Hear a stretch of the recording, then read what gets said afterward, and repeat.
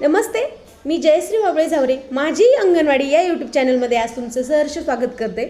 माझ्या चॅनलवर तुम्ही नवीन असाल, माझे व्हिडिओ तुम्हाला जर आवडत असेल तर माझ्या चॅनलला नक्की सबस्क्राइब करा, लाईक करा, मोठ्या प्रमाणात व्हिडिओ शेअर करा। चला मैत्रिणींनो, आजचा विषय मी तुम्हाला घेऊन आले आहे ICDSचा पोषण आहार। तर अंगणवाडीतर्फे जे 0 ते 3 वर्ष वयोगटातले लहान बालकं असतात किंवा गरोदर माता, स्तनदा माता असतात, यांना घरपोच आहार, त्याला आमच्या भाषेत THR टेक होम रेशन असे बोलतो। जो THR आपण घरपोच आहार देतो लाभार्थ्यांना, तर त्याबद्दल आज बोलायचे आहे मला की पोषण आहाराचा दर्जा हा कशा प्रकारचा आहे, तो आहार कोणत्या स्वरूपात असतो, कोणकोणते पदार्थ त्याच्यात समाविष्ट असतात, याबद्दलची आज मी तुम्हाला माहिती देणार आहे। सर्वप्रथम बघूयात गरोदर मातांसाठी दिला जाणारा आहार। हे पाकिट आहे गरोदर मातांसाठी दिले जाणारं आहाराचं। याला मल्टीमिक्स सिरियल्स अँड प्रोटीन मिक्स असं म्हटलं आहे। म्हणजे हा आहार गरोदर माता, स्तनदा माता व काही भागात किशोरवयीन मुलींसाठी दिला जातो। तर बघा, तर हे पाकिट आहे सुकडीचं, आपल्या भाषेत बोयाला सुकडी बोलतात, परंतु याचा दर्जा अतिशय निकृष्ट आहे। हे पीठ आहे, फक्त चवीलाही नाही आणि साखरही खूप कमी आणि एकदम निकृष्ट प्रकारची ही सुकडी आता THR मध्ये देण्यात येत आहे। कुठल्याही प्रकारचे पोषण मूल्य यामध्ये जास्त आपल्याला आढळत नाही। परत गरोदर मातेला दुसरं पाकिट असतंय ते तूर डाळ खिचडी प्रीमिक्सचं आहे।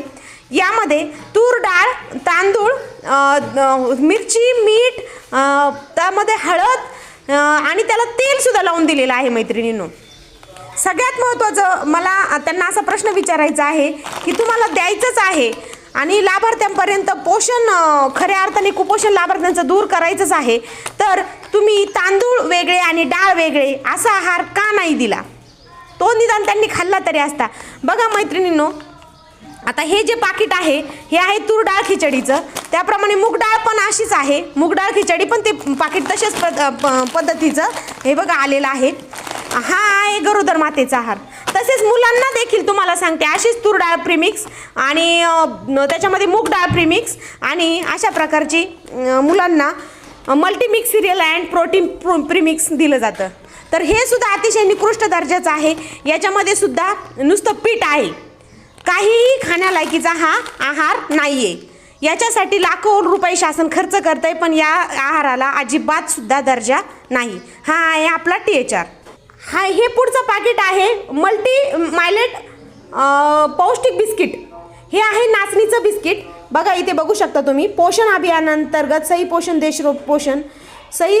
देश रोशन म्हणून इथं एक बिस्किट दिलेलं आहे। कमी पोषण अभियानांतर्गत सही पोषण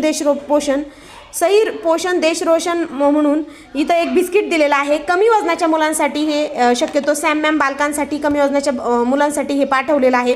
याचाही दर्जा अतिशय निकृष्ट आहे, बेचव आहे आणि यासाठी शासनाने भरपूर खर्च केलेला आहे, परंतु याचं पोषण मूल्य म्हणावं तितकंसं मुलांपर्यंत पोहोचत नाही आहे। हे बघा, या ठिकाणी बघू शकता तुम्ही कशा प्रकारचा आहार आहे। यामध्ये आपल्याला तांदूळ, डाळ, हळद, मीठ, काही प्रमाणात मिरची असं आपल्याला याच्यात मिक्स केलेलं आढळत आहे। खूप सारी अशी घाण तुम्हाला यामध्ये बघायला पण मिळेल मिक्स खिचडीमध्ये, आणि एक प्रकारचा असा तेलाचा उग्र वास येत आहे। मैत्रिणींनो, साहजिकच हे पॅकिंगमध्ये आहे। हे बघा, मी आता हे पॅकेट फोडलं आहे, हे पॅकिंगमध्ये आहे, पण त्याला एक तेल लावल्यामुळे त्याचा असा उग्र असा वास येत आहे। अशा प्रकारची डाळ खिचडी त्यांनी मिक्स दिलेली आहे।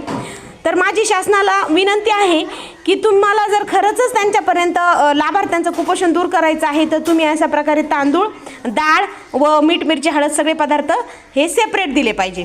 बघा, इकडे दुसरी आहे माझ्याकडं, ही सुकडी आहे। सुकडी बघू शकता तुम्ही, फक्त पीठच आहे, याला कुठल्याही प्रकारची चव नाही आहे किंवा काही पोषण मूल्य याच्यामध्ये आढळत नाही आहे। एक प्रकारचा वास यालाही, हे बनवल्यानंतर एक प्रकारचा वास याला येतोय। तर आज अशा प्रकारे मैत्रिणींनो, तुम्हाला मी दाखवलं आहे की अंगणवाडीमध्ये येणारा THR टेक होम रेशन म्हणजे घरी घेऊन जाण्याचा आहार, घरपोच देण्याचा आहार हा कशा प्रकारे अतिशय निकृष्ट दर्जाचा आलेला आहे। तर आजचा व्हिडिओ बनवण्यामागचा उद्देश उद्देश एकच आहे मैत्रिणींनो, की जिथे शासन म्हणतंय की खरंच कुपोषण आहे, मुलांचं वजन कमी होतंय, कुठे समस्या निर्माण झालेली आहे, आरोग्याच्या समस्या निर्माण होत आहे, त्यांचं पोषण मूल्य वाढलं पाहिजे, असं शासनाचं म्हणजे सुपोषित असा भारत त्यांना निर्माण करायचा आहे. मग माझी त्यांना एकच विनंती आहे की अशा प्रकारचा आहार तुम्ही लाभार्थ्यांना देऊन खरंच त्यांचं कुपोषण निर्मूलन होणार आहे का? अशा प्रकारचा निकृष्ट दर्जाचा आहार त्यांना मिळाल्यानंतर त्यांचं खरंच ते निरोगी होणार आहेत का? कारण प्रश्नचिन्ह उपस्थित होतो की आहाराचा दर्जाच बघा तुम्ही किती खालावलेला आहे. अक्षरशः आमच्या शाळेतील, आमच्या अंगणवाडीमधील जवळपास 60 ते 70% लोकांनी आहार हा नेलेला नाही आहे. कारण की आहाराचा दर्जा त्यांच्या म्हणण्यानुसार खूपच निकृष्ट आहे आणि त्यांचं अगदी खरंही आहे. आम्ही स्वतःही काही पाकिटं फोडून बघितली आहे मैत्रिणींनो, ती अतिशय निकृष्ट दर्जाची आपल्याला बघायला मिळतात. मग त्यामुळे शासनाला असं विचार वाटतो की एकीकडे शासन म्हणतं की आमच्याकडे निधी उपलब्ध नाही आहे, पुढे पैसे नाही, तिजोरी रिकामी आहे. मग अशा प्रकारे शासनाला खर्च करण्यासाठी लाखो रुपये, कोटी रुपयांची बिलं शासन याच्यावर खर्च करत आहे. सगळ्यात जास्त तुम्ही जे सुज्ञ नागरिक आहे, जे मला सगळे तमाम भारतातील जनतेला, महाराष्ट्रातील आपल्या महाराष्ट्रवासियांना असं आवाहन करायचं आहे की एकीकडे शासन म्हणते आमच्याकडं पैसे नाही आहे, बरोबर, कुठल्याही खात्यावर, कुठल्याही कशावरही खर्च ठरायचं ठरलं की आमच्या तिजोरीवर ताण आहे असं बोलतात. मग ह्या आहाराची बिले करण्यासाठी, बिलं पास करण्यासाठी, ठेकेदाराची बिलं पास करण्यासाठी, बचत गटांची बिलं पास करण्यासाठी लाखो रुपये, कोटी रुपये खर्च करत आहे शासन. बघा, आश्चर्य वाटेल तुम्हाला. प्रश्न खर्च करण्याचा नाहीये, प्रश्न हा आहे की तुम्ही खर्च केलेली रकमेचा लाभ, आउटपुट, त्याचं लाभ त्यांना तेवढंच मिळतं का, त्याचं आउटपुट तेवढं होतंय का? आज ह्याच आहाराचा विचार केला मैत्रिणींनो, तर तुम्ही त्यांना सेपरेट तांदूळ दिले, त्यांना सेपरेट डाळ दिली, अगोदरच्या आहाराप्रमाणे त्यांना मीठ, मिरची, हळद असं सेपरेट दिलं, तर ते निदान घरी बनवून तरी खातील, त्यांच्या पोटात तरी जाईल ते. अशा प्रकारे आहार देऊन तुम्ही काय साध्य करू इच्छिता?